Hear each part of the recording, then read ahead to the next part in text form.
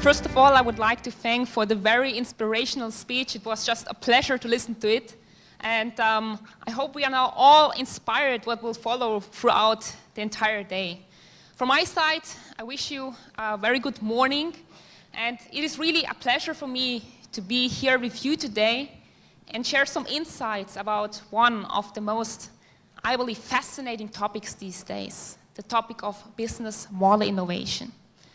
And more precisely, what I would like to discuss and talk about is how business model innovation can really help businesses, companies, and even entire industries to really boost growth and enable new growth potential. And what I would also like to share with you is a systematic approach how you become a business model innovator yourself. So it's not so easy how to innovate a business model. And this is why I would like to share with you a very systematic and easy way how you can become a business model innovator yourself. Now, so before I lose too much time in introducing, let's dive directly into the topic. And the way I would like to start is with a, quick game. Now, it's early in the morning, and I would like to help you to become excited about business model innovation. So imagine it's one of your lucky days. In the morning, you receive a call from a headhunter, and you have become selected to become the CEO of a company. Exciting, right? Now, there's just one thing. So there are two options. So there are two companies you can choose from. The first company is called Company A. So we don't know the name and we don't know the industry, but we know some facts and figures here. So Company A seems to be a quite, major player. We have like 150 billion US dollar in revenue, almost 200,000 employees. So it has been on the market since over a century, and also asset-wise, a quite nice footprint, right? With 65 production sites. So sounds really exciting. The second option, Company B, well, to compare to option A, it's kind of a small fish. So we have here a tenth, or only 1% of the revenues, less than 10K employees, and the company has been not even 10 years on the market. And so it runs also on very lean assets. It's one app, one technology platform. So to be honest, much smaller option. So just a question into the audience here. Who would like to become the CEO of Company A? Please raise your hands now. Okay, see some preference here. Who would like to become the CEO of Company B? Okay. So I see we have a lot of futuristic thinkers here today already, and you probably anticipated where I would like to bring the story. Because who stands behind these two companies? So Company A is the company Ford, and Company B is the company Uber. And for those who have followed the daily press, they know that Uber actually, since of last year, is valued higher than the company of Ford. Now let's just think about this for a second. A company that is not even yet 10 years on the market seems to be of higher value than a company that has delivered performance over decades. Oh, this is really fascinating. And more than that, so Uber is now higher valuated than 80% of the Standard & Poor's 500 companies. So we're talking about companies like Intel, Pfizer, Nike. So all kind of reputable companies. And so the reason why I'm sharing you this example is not because I'm the world's biggest fan of Uber. I also don't, unluckily, own any stakes in this company. But I think this example shows quite straightforward the area we are currently operating in. And this is the area of business model innovation. So what does it mean?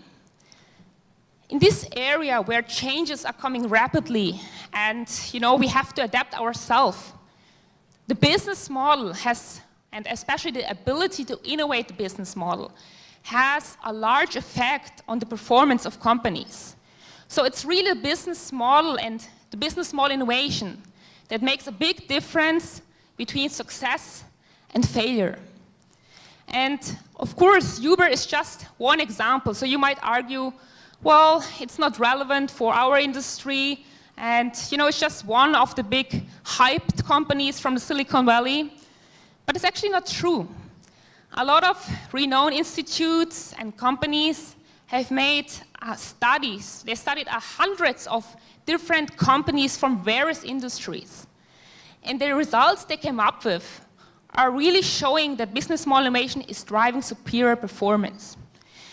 The outperformers in one industry, they are investing twice as much in business model innovation than the so-called underperformers. So we see here a clear effect on the performance of business model innovation. Now, it's not only that business model helps us to become more successful. Maybe even more interesting is that business model innovation is superior than any other form of innovation. So our studies have, for instance, found that the business model innovators, they have a total shareholder return premium which is 4 times higher than those companies that invest in product innovation or process innovation. And operating margin growth even 25 times higher. So this is really amazing what business model innovation can do. And it clearly shows that these days you have basically 2 options as a company. So you can either innovate or you evaporate. And so for the term evaporate, there's actually a very nice new word that has been invented. It's the term Uberization. It's even now in the Oxford Dictionary. So there seems to be, a quite clear indication that the world we are operating these days is different than it used to be before. Now, I would like to share some examples of business model innovators made in Switzerland. And what I just explained, that you have to decide if you want to innovate or evaporate. A company that found itself in this position is actually this one, Swatch. So most of you will know this brand, and even some of you might possess a Swatch watch themselves. But I guess what not many know is that Swatch and the bedrock of its success is basically due to the business model that Swatch invented in the late 70s, beginning of the 80s. Now, what was the situation that Swatch was facing? Actually, the entire Swiss watchmaking industry faced a big crisis in the 70s. And the reason was the invention of the quartz technology. So quartz watches were just costing a fraction of the mechanical watches. And they were even much more precise. So Swiss watches were not anymore competitive. And this was affecting the entire industry. So really the economy went down, and just in 3 years between 1973 and 1976, the exports of Swiss watches was falling by 90%. So the entire industry was really under pressure. Now, what did Swatch do to help here? Of course, they innovated the business model. And how they did it? Now, what Swatch did is they changed basically everything that was known about Swiss watches these days. So typically what a Swiss watch was standing for is high quality, and you would buy a Swiss watch once in a lifetime and even pass it on to your successors. So this was the perception of what a watch needs to be and what the functionality of a watch is. Swatch chose a different way. So what they came up with a business model that positions the watch as a collectible item. So they accessorized the watch. And the way how they did this was, first of all, they changed the manufacturing process. They highly automated the manufacturing process. They reduced the number of the components to be used by the half. And they invested a lot in design, fashion, They came up with a new store concept, so they were selling the nice watches in very nice fashionable boutiques, and also reduced the price heavily. And so they had to change various elements of the business model, and this is how basically the Swiss watchmaking industry were able to survive.